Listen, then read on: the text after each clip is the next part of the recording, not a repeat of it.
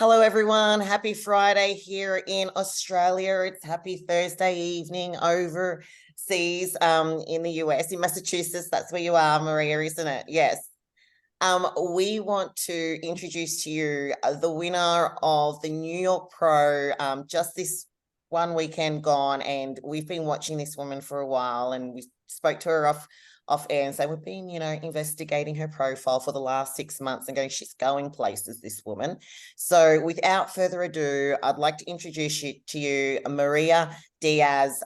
Thank you so much for coming on board and taking the time out of your Thursday night to have a chat with us about your journey, how you got started in the sport, and what your goals are moving forward over the next 6 to 12 months. So thank you so much. Thank you for having me, and thank you for making me part of your show. Thank you. I appreciate that. We both do. So there you go. So tell us, obviously we spoke off air and we said there's a story about Maria, how she got started in this sport, and her journey and her challenges through to winning the illustrious New York Pro, which is one of many other titles. So please tell us how you got started in this sport. So I was always an athlete. Since day one, I loved sport more than actually school. I was like the girl in school that loved to. I couldn't wait for the gym class type of thing. Yeah. So that's been me since day one.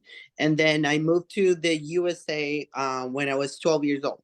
So back then, I was ready to be in any type of sport, but because of the language barrier, I was very shy. So it didn't happen. So I joined a few sports, volleyball, cheerleading, things like that. But because of the language barrier, I was super shy. So I couldn't meet my full potential.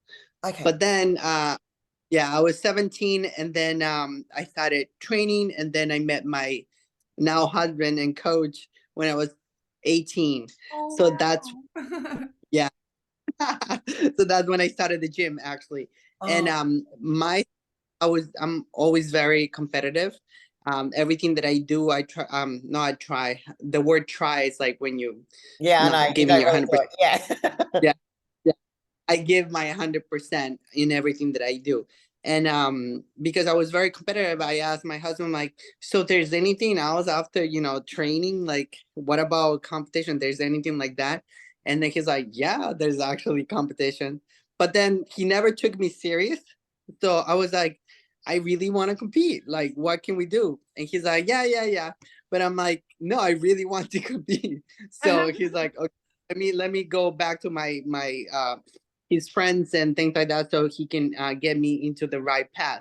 So the first thing was actually going to see an NPC show. So then from there, I fell in love with a figure. I was like, that's the category. I love the heel. Yeah, I love the heels. I love how masculine they were. I loved everything about it. And always, like, I wanted to get my body to that level. So I met the right people at the right time. I think everything happens for a reason. And those people helped me through my first prep. And then from there, everything just went from zero to where I am right now. So I never stopped. So since day one, I did that New England. That's kind of the hardest show in the US for as an NPC. Then I won my overall there as a figure. Then I did the New England 2 weeks after that. I won the overall on that one. And that's when I met Steve too. I didn't know anything about the sport, just kind of like threw myself there. And I didn't know those shows were one of the hardest ones. And that's when Steve said, you're ready to be a pro. And I was like, oh, what an honor. Yeah. So then, especially hearing it from him, that, everybody can get very intimidated. Literally goosebumps. Yeah. Yeah. So then back then, then I did a third show. That was the, I think forgot the name of it. That I won my overall too. But then I was getting ready for the nationals, 2 weeks before prior to the nationals, I got a phone call from the federation saying that I couldn't compete because I wasn't a citizen yet. I was thankful I was a resident, so I was able to get out of the country, come back. Thank God for that. And then I did my research, and I went to Venezuela. That was the South American show. Yes, yeah. That's where I pro card. So it was within the same year. I didn't stop. Got my overall. Then I went to the nationals. National was a very crazy story there because you're in a whole different world. Venezuela is a whole different world. Oh my It's not goodness. like going to. Yeah, it was crazy. But all this, that's why I say all the sacrifice, everything that you do in life, 100%, and everything you give your all is going to be rewarded at the end. So that's why I'm not afraid to, make the extra effort, sacrifice things that, they're very important for you, because I know my goal is bigger, and I know the goal, the reward will come within time. And that's how I got my pro card. And then from there, And what year was that? What year did you get your pro card in? 2011.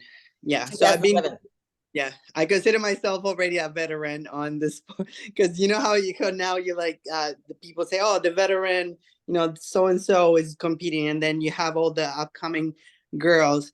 But yes, I can consider myself a veteran within the sport, but I feel like I just started, because every year, every year is something new. Every year you have to walk on eggshells because you don't know who's going. And this sport, I can honestly say, is very fair within the category. It doesn't matter who you are, what you where you came from, what titles have you had. If you don't have the package right there and then for that show, you're not gonna get what you're supposed.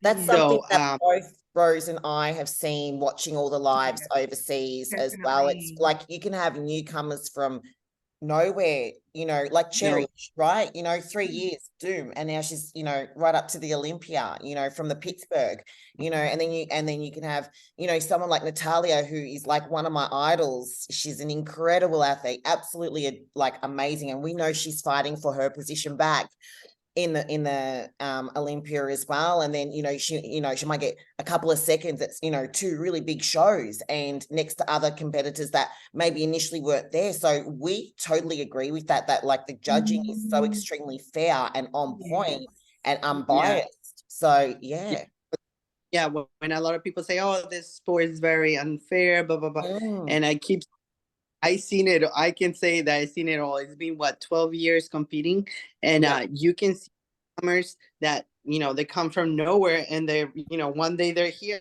the next day they're like third in the Olympia or like second in the Olympia. So you never know that, but that makes you work even harder. That makes you see that the doors can open if you actually work hard and actually give your all to can I ask you, because there was a really important thing and it just pricked up in my ears, to go from an amateur athlete to a pro athlete, and we'll soon talk about your journey to the Olympia as well, because Rose and I have been competing, me since 2005, so a very long time, and Rose, I think you're about 2008, 10? 2012, actually. 2012. Okay, so about the same time. Yeah, but here in Australia, not overseas, different story. And to go from being an amateur and being focused, and you know what it's like to be focused and do a hard show like you did in the amateur league, and then go, okay, now I'm going to Venezuela, and that's a whole different kettle of fish, and I'm doing a pro show there, and there's another level of tier that you get to with all the other ladies that you're in the lineup against. Did you find as an athlete that you had to draw even deeper within you to kind of like step up the game in terms of your commitment or your training or like your mindset as well? Do you know where I'm coming from? Yeah, so like I see the transition with clients, that they go from being an amateur to a professional athlete, and I actually saw it this past weekend because we took two of are amateur, I mean, pro athletes now, but they're still in that transition mentally. Yeah. I, for me, I always was a person that will give everything to accomplish what I wanted. So the transition for me, it wasn't much on how much would I give or how much would I sacrifice. It was mostly the transition of, the after show. So, how disciplined can you be throughout the year? So that for me now, I live and breathe the sport. So a show or off season, whatever, for me is the same. A It's all the prep and same. off Yeah. season, but I see the transition for my clients, that I'm like, why are you complaining right now? Because I mean, you chose this life. It's like nobody's forcing you. So you're gonna have to give that extra push, because now you're a professional athlete and you want to embody they're doing this for a living. So you shouldn't be complaining. You should give your 100%. If you have to do an extra cardio, it is what it is. Don't you want the first place? But for myself in general, I I don't see that as I don't think I ever had that transition from, Yeah. an amateur pro. Mostly it was a transition of educating myself through the process of, doing a show, being disciplined throughout the off season too, so you can maintain that body and you can improve, Mm. and not going, oh, I'm not doing a show in another 2 months, so I can eat whatever, and not be disciplined that way. But food wise, you have to be disciplined. So that's Oh, how you actually, and grow. that's so important, Maria, that you bring that up, because we hear people say, oh, it's my off season now, and then like you see what they're eating, and I'm like, well, not a lot of off season food is going to be going to building your body and your physique. And then if you get too out of condition, it's Yeah, hard to pull it in, and then the skin doesn't connect better. yeah, So when you're talking about it, especially Mhm. you know, especially as you want to feel comfortable with your skin too. So it's also a psychological part too. You want to feel comfortable when you're prepping, and you want to feel comfortable in off season. So the best thing is to kind of, go with the flow and, prep yourself. I mean, you have to be disciplined no matter what. So kind of make a meal plan that, or your coach giving you a meal plan that's going to be helpful for you to follow it, and to also for your mental health to be able to accept it, and also not being able not hold on, I think there you go, I thought I lost you. um but yeah, so in a way it's very important for you to follow that, transition from prep to an off season in a nice flow, so then when you prep again, it's not hard mentally and physically. yeah, that's so important, because I've seen this happen before. People get their pro cards and then they disappear. They get their opportunity to compete and they go like missing in action, MIA. And then they go, oh, I'm just going to have a little bit of a rest, because that last 3 years, really took it out of me. And and then they go away, they go on holidays. That's all good, like they go do their things and do life, but they go to the extreme of that. Yeah, so they out. They don't have that, that balance of actually, okay, what, but that's also being mature within the sport. And that takes a little time, a little long time, I think, for you to get to that point. So it's taking me a little bit for me to understand that part, because I deal with clients all the time. And for me, it's very kind of frustrating when they don't have the same mentality. There's like, even my mom is like, Maria, you can't expect everybody to have your same mentality. But it also makes me realize there is a transition, because I was there one day, and Yeah. now the transition is that, okay, I live and breathe this sport. I'll do whatever it takes. And, my off season is very important for me. It's just like prepping for a show, because you need those time to actually feed right, train right, sleep right, so you can, then prep. And the prep for me is just getting rid of that fat and the extra fat, so you can be ready. but the off season is the major for everybody that's starting. Don't use your off season as a a vacation. Relax, It's not a vacation, it, to eat whatever no, you, yeah. yeah, You it's know, a still prep for your future show. and then being a, you know, your next part of your journey was, you know, going, I'm a pro now. Okay, I've done my show and I've won, and you know, from pro to Olympia, you know, take us through that journey for you. So every year I would say, oh, okay, this year I'm gonna go to the Olympia. But I Yes, was you are. competing with Candice Lewis. That was back then. So Candice Lewis, Candice King, Nicole Wilkinsley. Yes. Yep. Yep. Yeah, Yes, We know was that. my I remember you from back in those days. I've been like following you from back then. Yes. Yeah. Yeah. yes competitor. I saw Nicole on a magazine actually, and I was like, one day I'm gonna compete with her, and I actually pointed out to that, and then I think it was like 2 years later I was competing on the same stage. So that's why I say nothing is impossible. Everything, even though when people say, oh, you will never get there, you will never, I heard it so many times, especially when you're from Boston, there's not that many people competing, and it's like, they give you all the excuses, or they give you all the notes, but when you have it in the heart, you can do whatever you want. I love that, Yeah. Maria.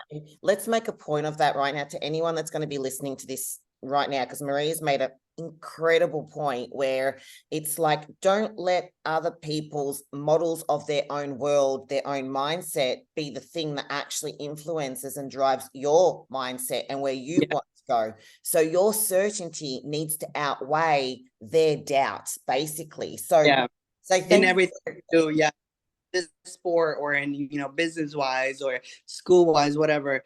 If you think you have it and you have it in you, and you have the work ethic to go through it, there's nothing I think that can stop you. The people in general, they give their own excuses for oh, I couldn't do this, or I couldn't do this because this person. It's just your own. At the end of the day, you're the owner of your life. You can do whatever, especially if you're in this country, you can do actually whatever you want. That's very thankful for my parents to bringing me to this country, because it gave me the key for me to fulfill my dreams and actually pursue whatever I wanted to do. That's why I always say, if you're in this country, or I mean, I want to say anywhere, but in this country in particular, it gives you the key to actually pursue your dreams. It's just you have to work your butt off. It doesn't matter. You're in the There's no shortcuts. It still requires hard work, but you can do it if you knuckle down. And you've been surrounded. For me, like, a lot of people think, especially from my country, they think I came here and on a kind of like student visa, blah, blah. No, I came here, I want to say legally, as almost a lot of immigrants in here. I lived with my parents, and we came here living in a basement with 5 people, no windows, everybody in one little room. So that's when I say anything is possible, because I know what it is to work your butt off from zero and have nothing. And so our childhood wasn't pretty. We have to work since very little, but that kind of made me the person that I am right now. That's why when people give me excuses, I'm like, no, it doesn't cut it with you. It doesn't cut it with you. So that's why I know what it is to come from a place that is not the best, from a childhood that wasn't the best either. And my husband too, like he came from Brazil, has a really, really rough childhood, had it. So we know that what it is and how it is to come from zero and go build yourself up. So so that's why I say nothing is impossible. I couldn't agree with you more, Maria.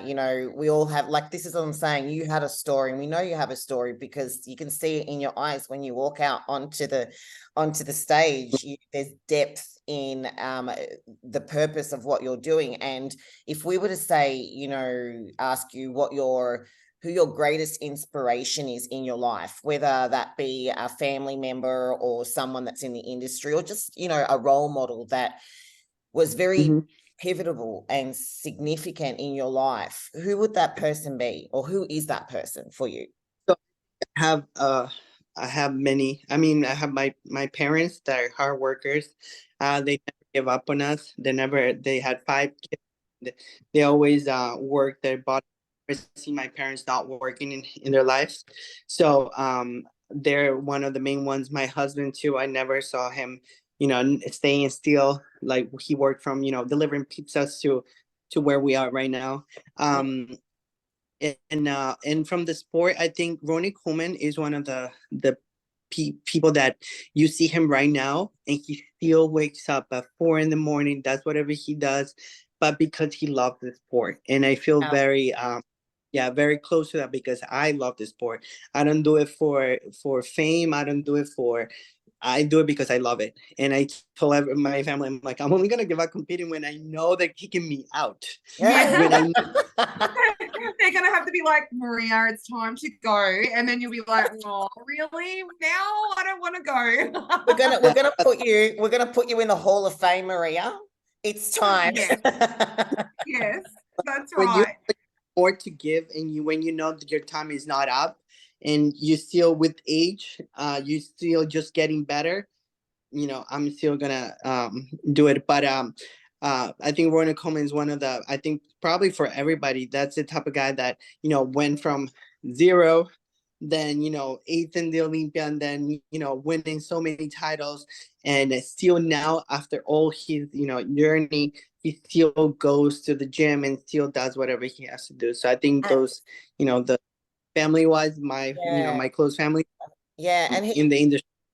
You're right. And Ronnie as well, like he still kept his job as a police officer, didn't he? Like we were talking, who was it? It was Cherry yesterday. And we were saying like the documentary that he came up in our conversation with Cherish, and we were talking about the documentary where he's walking in to a home as a police officer, and then there's this like tiny little hips and then this back that just goes wow. he was humble. He's like, I'm still gonna keep my job, I'm still gonna, you know, and even when he won, he goes, oh, maybe after another, maybe after another, maybe after another, you know, I might leave my, you know, oh, maybe this bodybuilding is getting serious, you know, because he was always, like you said, very passionate about it. And the other thing as well, I think that is really important to highlight, is your mum and your dad, and how much they sacrificed to make sure that you and your 4 siblings, so there's 5 of you, could have the life that maybe they didn't have at the start, and what they sacrificed in order to do that. So it seems like there's an incredible amount of resilience and strength that you've drawn from your parents, and pride. Yeah, so there are for me, they're my pillar for my life. They go to, my mom especially goes to every single show, doesn't miss one. She's the one that research everybody. I'm like, don't tell me who's competing. She's like, I know who's competing. And she does all about the bless. She loves it. But they do whatever it takes for us, and they're very there for me, and I think I'm very lucky about that, because I know a lot of people don't have that support, and for me, they're there since day one, and they support me even when you think, you know, for the minor things, like if I need, you know, my chicken to be done or something that needs, they're there. So even for first meal after the show, they make my sandwiches, my healthy sandwiches, so they're the one that make. So they're very present in my life, and in my business life and journey and everything. Yeah. And they must have been sitting there watching the show last weekend at your pro. Yeah, they take it very, very serious. So my dad flew. I mean, from here to New York is not that far away, but it's an hour in a plane. So my dad flew on Thursday. My mom was there with me on since Tuesday. Yeah. So they supporting me 100% every time, every day. And I bet all you want to do is give back to them now for Yeah, everything that they've been able to do. for me, it's like everything that I do is kind of like with them in the back of my mind. I'm like, okay, I need to do this business wise so I can secure them, or I can, I can do if I do this, then their future is gonna be a little better, so I can give back what they give me, because their life, it was our life. It's They're not there as a kind of like independent person. They're there as our parents. So they were super. They're great parents. So Yeah. they love to kind of give us a better future. I think that's But yeah. incredible. That's so special. And I hear this a lot about like the Hispanic and Brazilian South American culture as well. They're very family and orientated and community orientated. And gosh, do they love their children's, because everyone that we've spoken to, like we were speaking a little bit earlier about, like Natalia, who we were speaking to, that was really close, is really close with her mother and obviously her father as well. And everything they do and everything we hear you do is like to make them proud and to look after them, and like, Yeah, you have to make you them know, proud. You want to. Yeah, that's the way you kind of give back to whatever they did, because yeah, all the sacrifice was it's for not us. So in if you, vain. Yeah, yeah, yeah, if you it's not in. hurt yourself, what are you gonna do? So it's like you have to make them proud. That's I part love of it. And I love that. And so with your legacy, what, I mean, this is a sport you're going to do for the rest of your life. We know that. You can see that. What do you want your legacy to be in this sport? How do you want to be remembered So in this sport? So I make a difference. I know I still have a lot to give, and I want to make that. I want to still get the stamp, make a stamp, and that's for that I have to work my butt off, because now I mean, especially as the Hispanic and not African Americans, you know how like the genetics are very dominant. So for us, you have to work that extra mile to make it happen. So it's like, what do I do to make my body to be able to compete with that level of genetics too. Mm. So make a difference. If I can make a difference, and if I can make history, trying to do what I love, and especially with all the feedbacks that I got from the judges, that kind of encouraged me to even keep going even harder. Yeah. I never was gonna get so many compliments from each of them, and especially from Tyler, from Steve, from Sandy, from Adila. Everybody, each of them said so many very good things that I was like, when you're like, okay, this is real. So I'm in the right tracks. It's just now, how do I make history? So that means I have to, that extra mile, so I can be, very competitive with the top girls at the Olympia. So yeah. And so making history for you in your eyes, what would that look like? It's very like I mean, obviously winning the Olympia, it's out there, It's and yeah. I never say never, but that's why I have to work my butt off to actually be out there. I already got top 6 at the Olympia, but for me that wasn't enough. I know I have the potential to be right there. So now we're just working on those details that will make me look like the girls that they're looking for.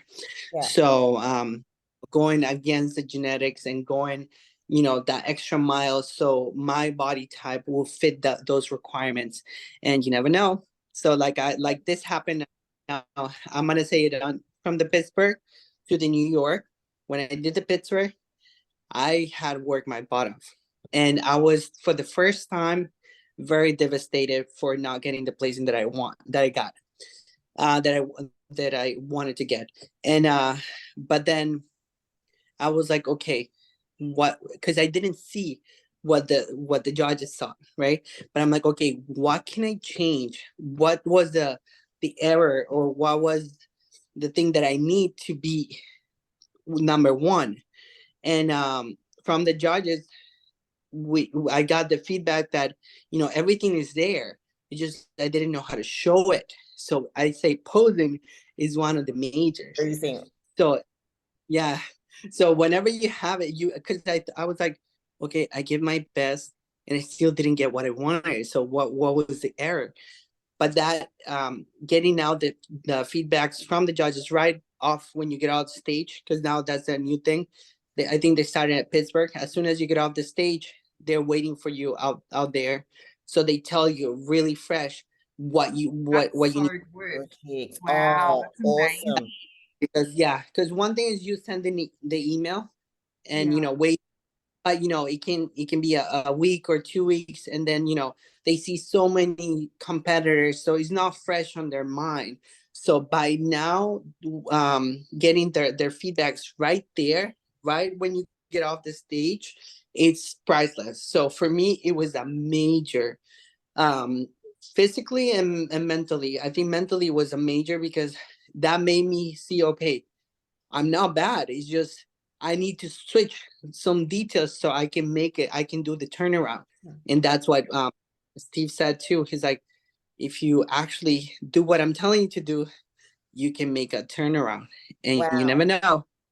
You know, So yeah, so we yeah, that the that feedback that you're talking about, it happens as well for Jennifer, who got seventh at Yeah. uh, the as she got Yeah. seventh at the Pittsburgh, right? And it was the same thing. She got the feedback straight away, and hers was she needed to come in tighter, right? And in like 5 days or something, 4 days was it? She lost 5 kilos, Yeah. and Yeah. then she ended up placing third. So I think whatever the judges have done in terms of evolving the yeah way that they present the feedback to you to do it so quickly, I think that's so important. Like you said, it's good for your headspace.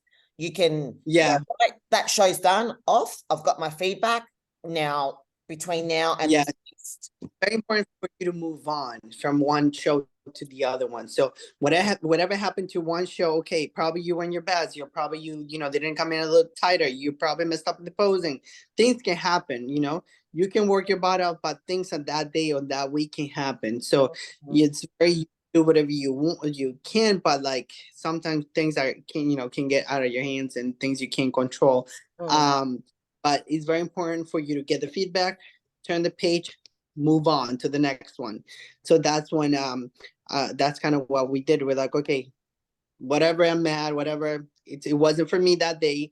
Whoever deserved it really deserved it. Mm. Now she uh off to the Olympia, and now let's focus on the next show. So what did we do? Which is, we got the feedback, moved on, fixed it. I had 2 days and a half to fix everything because we changed the whole posing part. And yeah, and that's how I was able to show what I got, and Mm. and was able to make that huge turnaround. And for me, it is a very special show, especially the one that I won, because um, you know um, I was against one of the best also in the industry. So yeah. She's, and Natalia So she's good. incredible. We were sitting on the edges of our seat Oh at yeah. three I love thirty it. I love a.m. it. in the morning in Australia going, Yeah. holy, and I'm gonna swear, holy shit balls, like this is like neck on neck, Yeah. It and was then the it was then they came back after they did the pre-judging, you guys came back and they had you girls going again. Oh yeah, I don't think You're it like, was even It was decided very, for it to be. to be honest, very intense. I was, even until like that, those hours that I had to wait to the night show, I mm, was trying to take, but I was like, my head was going, okay, who did put it in the middle? I just wanted to be over to know the result. yeah. But it was very intense. It was very intense show. You had 24 girls and everybody brought their best. And it was very competitive. And even when you pose, you felt the elbows. Yeah, You felt the we saw. but, But that's what you but want, Maria. yeah, That's but what you want. yeah, so it was a very competitive show, and it was, we were there to get it. Like everybody wanted to win, but this time I felt it was very intense. It But I was loved it. oh my goodness, it was so intense. And we could see, like, oh my God, like you girls put on a show. Like there was a Yeah. show and you all brought it. My dad, I was like, look, for posing, if you didn't practice, you die on stage, especially with those lighting. It was getting hot. My bikini that was glued with the special glue for wood glue, it was cut off. It was. So I was like, at the end of the thing, I had to like try to put my suit up because it was just melting. But if you didn't do your diet right, if you didn't do your water intake right, if you didn't do your posing, you didn't practice, but you weren't gonna make it. So No. that's how. Oh, if you're there and posing back, front, side, and they kept going. If you're not ready, you're not ready, and so And you have to. it's that posing fitness, isn't it? Because if it's that close and it looked like it was that darn close, honestly, could have gone anyway. It's the first person to fade. And you held Yeah. it, you held it that whole time when you were up there. And I was like, and not only that, but you actually got harder the more you were Yeah. going, watching the photos, like, oh, there's another line, there's another line. Oh, she's drying out. Yeah. Holy Yeah. moly. Yeah. So yeah, but yeah, so it was fun, it was intense, but that's what you want. You don't want a show to be easy because that's not the point. I mean, you work so hard to compete. So the whole thing is compete, and at the end of the day, the ultimate goal is Olympia. So you want to be competitive there. I never thought about. I had one girl, one of the competitors, when I think it was when I got sixth at the Olympia. We were coming out of Whole Foods from Vegas, and this girl said, "Oh, I'm here just to compete. I mean, I'm just to have fun." And then I got off. Tom, my husband and I were walking out Whole Foods. I was like, Tom, I'm not here for that, right? I'm not here just to have. I mean, I want to compete. I want to be competitive. Like I want to be out there, and that's when I got top six. Yeah. So You didn't it's want to be there to make up the numbers, and you were there to, like, I'm here to do a job. To make a stamp, yeah, like you said, to make your yeah. footprints. Yeah, so then yeah, that's the whole point. So this kind of prepares you to for what's coming, because once you're at the Olympia, especially now that you only go if you win a show, you're gonna have the top girls there. So you want to be on your best, and you don't want to just make a number. You want to be there to compete and to be competitive, and to be judged. And yeah, that's Yeah. a game.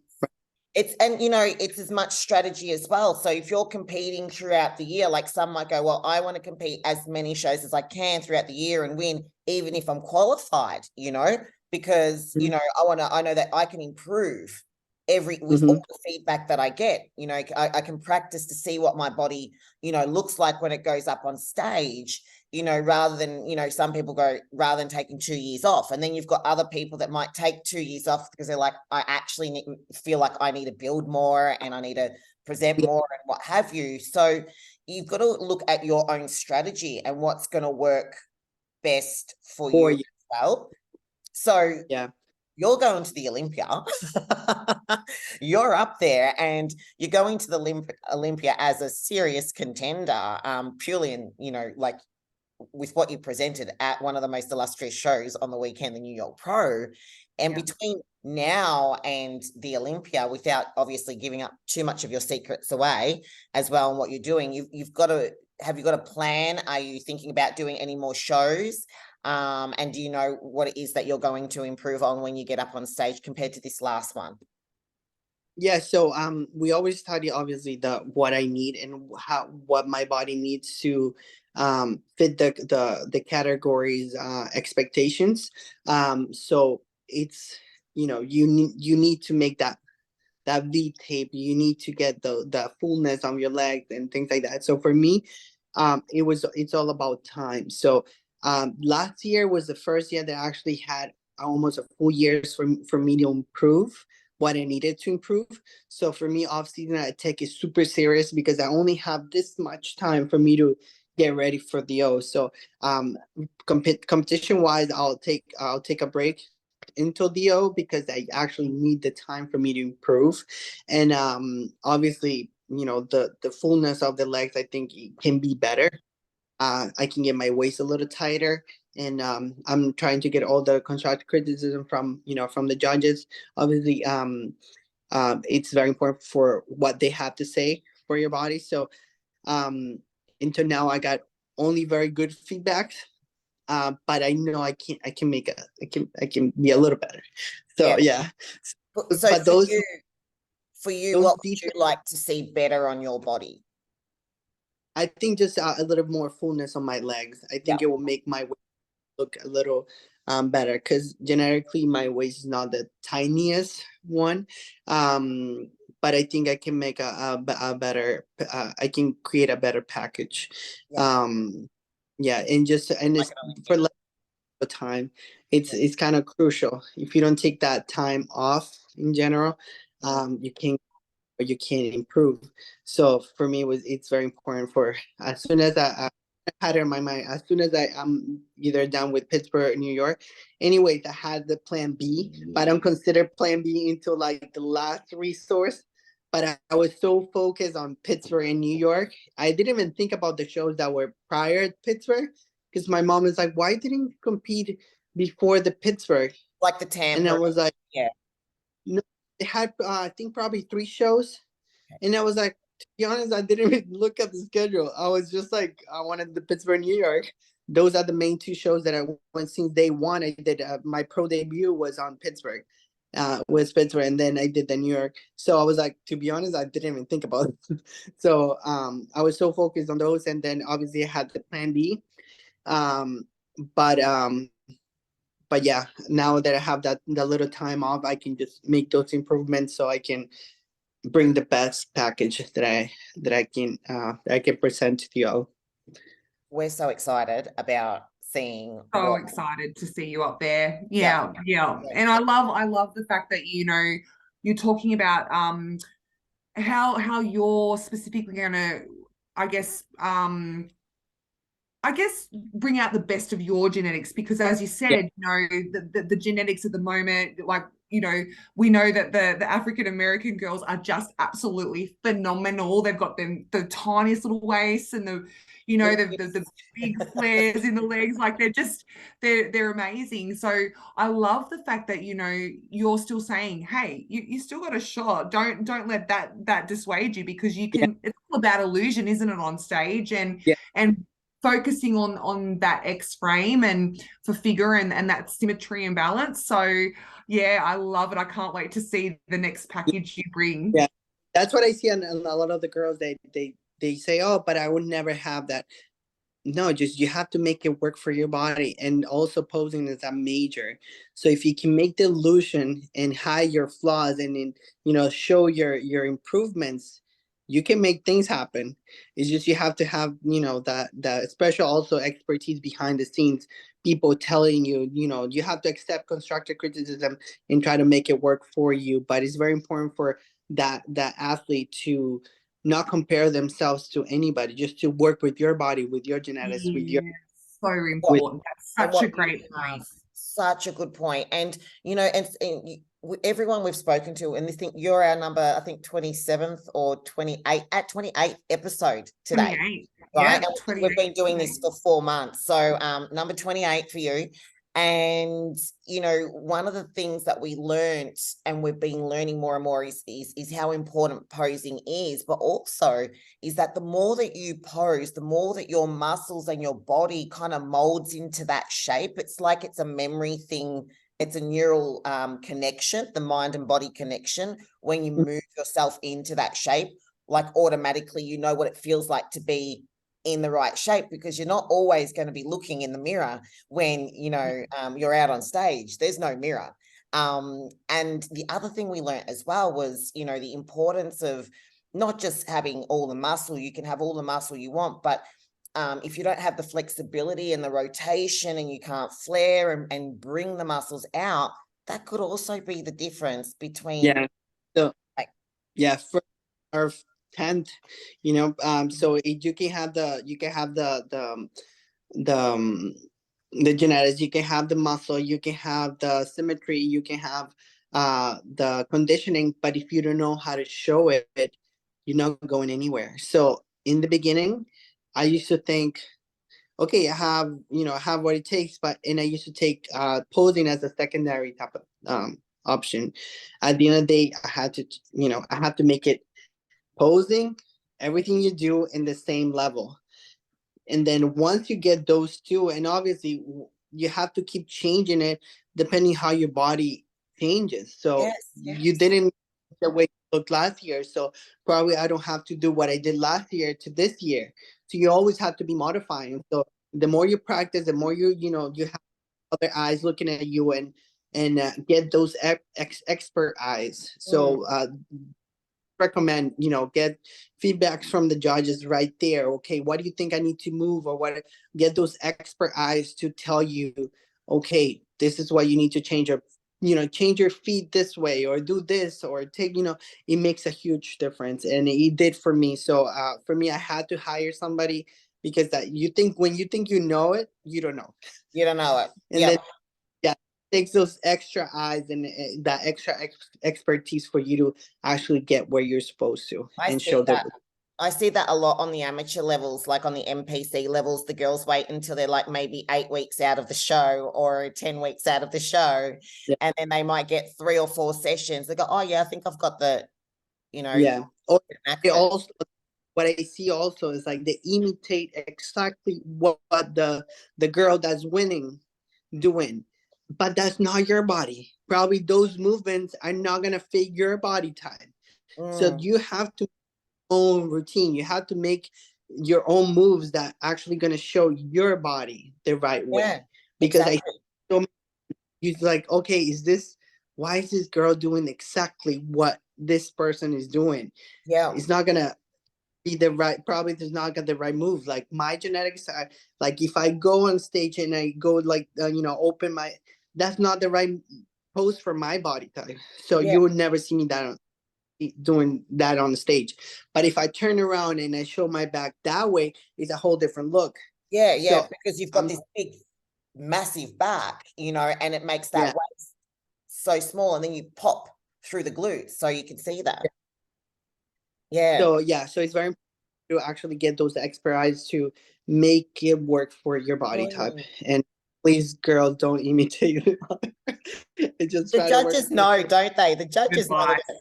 Oh, they're Good copying. advice. They're copying this Maria this person. year, or they've taken a little bit of, like Sid and her, like this Yeah, this is the thing that's in now that we've seen, like it's yeah, great to see that creativity, but that you need to actually invest financially into someone Yeah. that's an yeah. expert in posing, but also an expert in being able to modify people's bodies, that isn't just a competitor themselves teaching it, but actually knows, might have worked with other judges. Like, who's that girl? Autumn. Autumn is really big with her posing, and she's made a business from it as well. But she's like, Lisa, Rose, I've sat on the tables with the judges and done some test judging, and really broken down what they're looking for, and why, the bodies need to be presented in a certain way for particular bodies. And there's those little 1%ers that you don't think about when you're just coming into the sport as the athlete. Your job is to be coachable and to hire Yeah. the best of No, it's coachable anymore. I was like, what is, before I used to coach, I mean, we used to bring people like 13, 14 people to a show. Now it just, from 10, it goes to 5, it goes to 4, it goes to 1. People are not coachable anymore, because I think it also, like, social media has a huge effect on that, or it just, they think they know it all and it's just hard to coach nowadays. But it is what it is. That's the new generation, I call it. Yeah, and it's like, I want everything yesterday. And even Rose and Yeah. I, because I'm helping Rose prep for her show, I'm like, we need to get you. I'm doing her food. She's got someone that's helping her with her training, and I'm like, we need to get someone to help you with your posing. Like, I'm here, I'm your figure sister, and we're best friends too.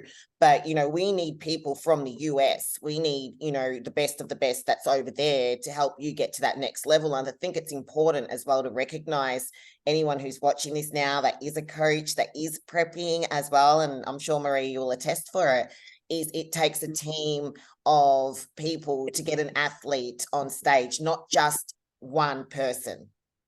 So that's So the one. true.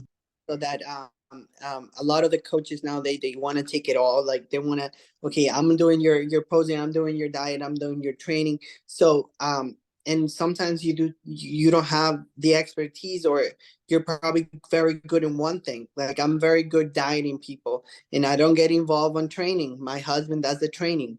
And for posing, I don't do it myself. I send somebody else to, go do posing with this person.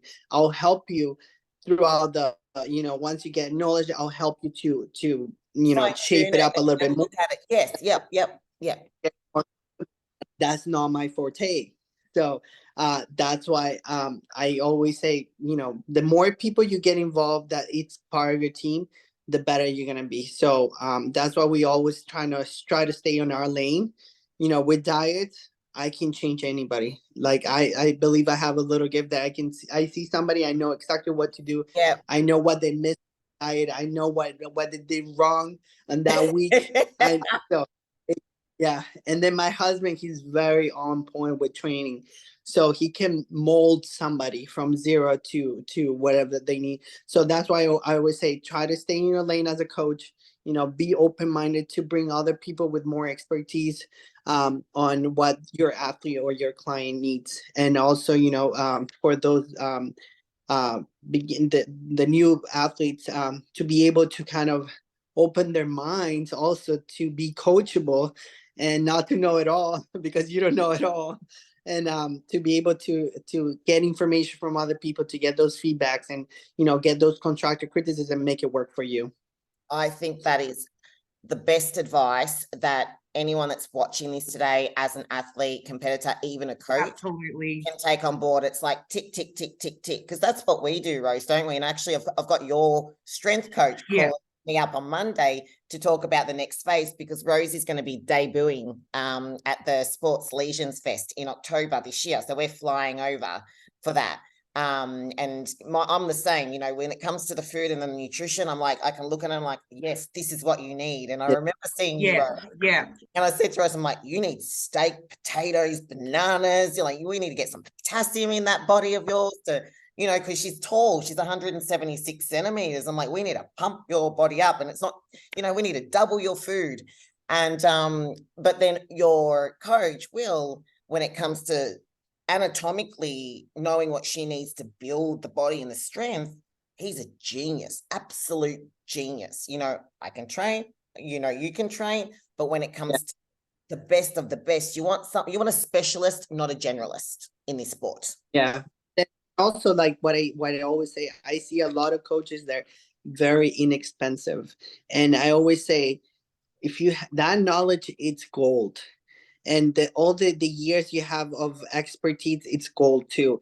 When you see somebody that's not charging what they're supposed to, is because they're there for the quantity, not for the quality. And like if you have that knowledge, imagine how many years you've been doing this, how many years you've been building that experience. And that's why I say to the new for the new athletes, don't hire somebody that's obviously charging you $100 or $200 for 16 weeks, because obviously they're not there. You're gonna pay for what you get. So then at the end of the day, that's what you see on stage. The guys probably the has what, I don't know, 100 clients. You think they're gonna pay attention to you if you're not, or they're just copy and paste. It's so hard. Yeah.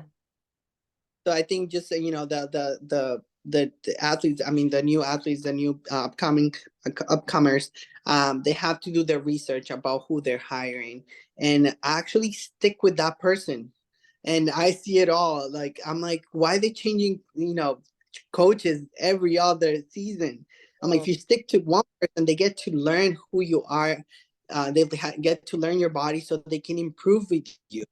They can make your body. Is once you change coaches, you have to start from zero again. So then but that's why I say it's very important for you to, before you hire somebody, do your research, see who they are, see who have they worked with, see what ethnicity too they have worked with, because there's coaches that they have this ethnicity and they think their body type is gonna, I mean, their style of dieting is gonna work for everybody. And you have black, white, you have Asian, you have so you have to actually know who you hire before and then stick with that person so you can improve. But yeah.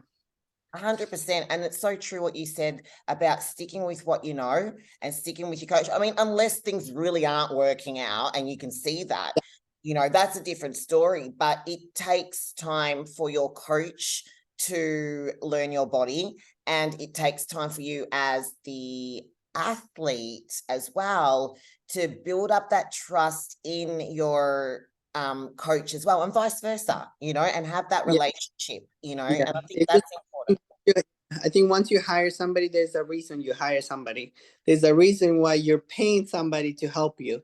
So kind of like follow what they're saying if you think they're the right coaches. But that's when I have people complain about their coaches, I'm like, didn't you hire that person? Didn't you do your research before? So don't complain now. Not So at now all. it is what it is. Yeah. Exactly. So that's, I think, one of the nowadays. And, you know, and you really pointed out the fact of, like, you know, you get what you pay for, essentially. So you pay for quality, you know, that coach is going to have less athletes. You know, that means that you're going to have more time and you're going to have more support as well. And I don't know about you, but, you know, I've prepped clients for shows as well. And it might be like, you know, 3 in one season, like in one, because in Australia, we have what we call season A and season B. So we have the first half of the year and we have the second half of the year. And we have about, I think, 8 state shows a year in Australia, and we have like 2 national shows. And so I know how much I put in to an athlete. And I know my capacity as an athlete myself, what I have to give, and as a mum as well. So I know how much I can produce, and I rather produce 1 quality athlete in the whole year, like ridiculous athlete in the whole year, then produce 10 average athletes, and then these athletes have a watered down experience of my proper knowledge, or they build bad habits as a result and they're not happy, and then they go off and they make complaints, as we know they do, and then they go to someone else. So what you said was so incredibly important and really valid, and I think this works for both the athlete and the coach. So thank you so much for sharing that. Yeah, I think just this is a new generation where they have to be reminded where, you know, that it takes time for everything. Nothing is, you know, right then. Nothing is okay, I want to be a pro in 13 weeks. And this generation has to be reminded of that. Yeah, and I agree. I think the culture needs to change again. Like, you know, there's a bit of that, you know, and you know, we've all been there, that young enthusiastic athlete that thinks we can take on the world and we deserve all these things, but you know what, it takes time. It does. You know, and it takes muscle maturity, for example, like on an especially for females, you know, on your body looks completely different than new muscle and young muscle. So that's why you're seeing so many women who are, you know, in their mid to late, even early 40s, you know, on the Olympia stage, because they've had that longevity and they've been able to just keep sculpting that body, you know.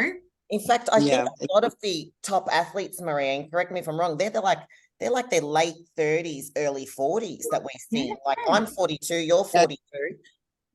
It's very, now it's kind of hard for my dog. It's kind of hard for you. Young the young athletes, it's now everybody I think is mid 20s, early 30s, and now you see the 30s and up getting better and better. So I mean, you see Jessica, right?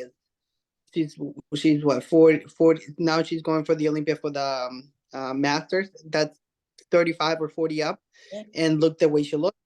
Incredible. So yeah, so that's why and that's why everything takes time, and it just, you know, how much you're willing to give to the sport. And but I think as a woman, you only get better with time, and that's love that.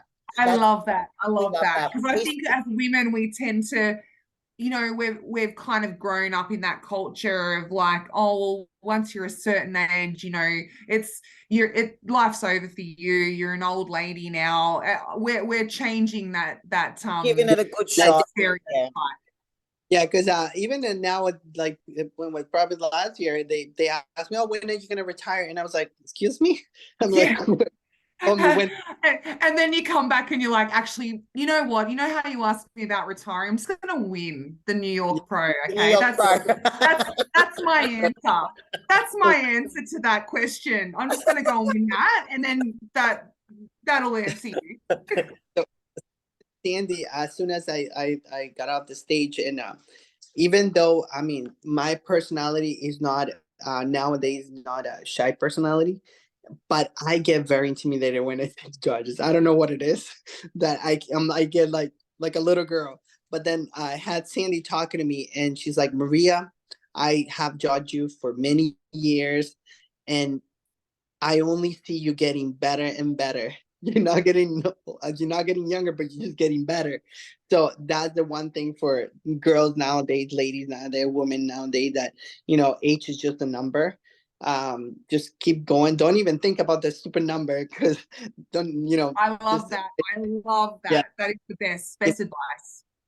If you can be the best of who you are, why stop your life because just a number? So if you're just getting better, or you're just getting more experience, so it is what it is. Just take that number away from you and just That's keep it. going. I love that. And I think that's usually at the end of all our coaching calls, or at the end of all of our podcasts and everything like that, we ask our athletes and whoever's come onto the show with us, if they could give us 3 of their best advice that they would impart on anyone that's looking to embark on a journey as an athlete, whether they are starting, transitioning, or wanting to go the whole way. And I know you've already given us some incredible wisdom to work with today, but what would you say your top 3 is?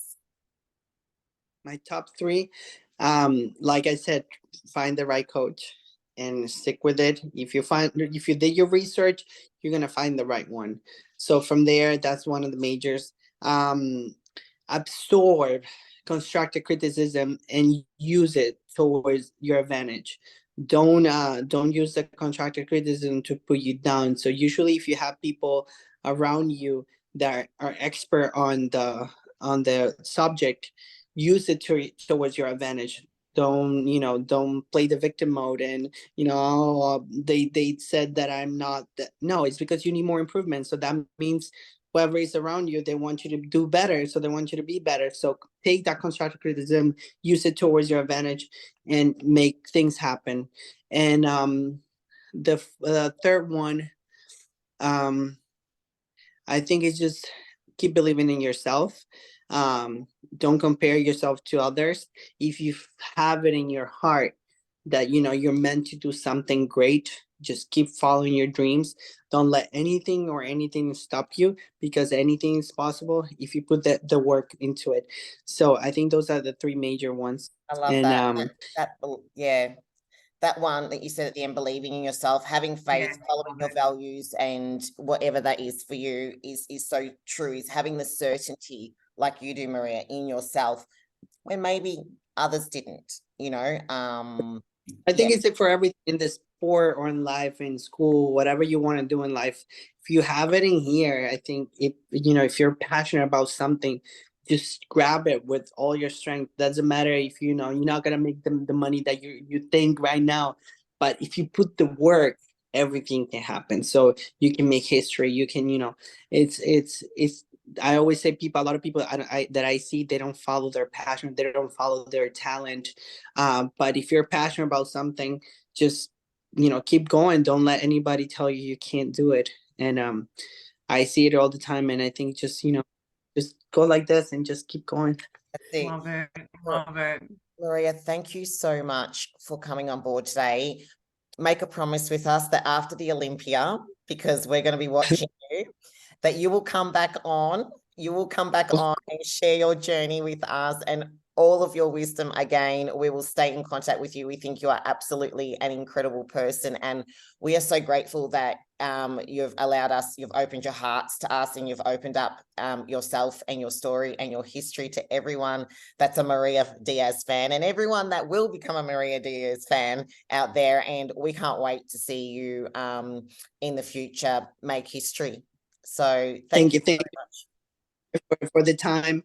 I appreciate it, and I love the way that you guys are, you know, getting all the figure girls together, and you know, every woman in here, and I mean, within the industry out there, and for us to be able to share a little bit of our history and who we are as a person. So I thank you, ladies, for having us.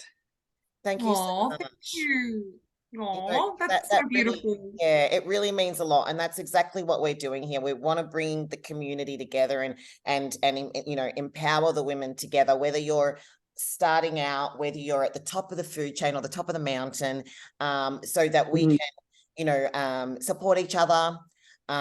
We can grow each other, we can share our ideas, and we can feel safe in an environment where, you know, it can be big and scary sometimes, and bring all the right knowledge and connect you with the right people. So if you need a coach, you know what, Maria does coaching, you know, her husband does coaching. So if you're in the area of Massachusetts or online, you know, and you're looking for someone, you know, look at this, like you've got an Olympian great right in resource. front of you. Yeah.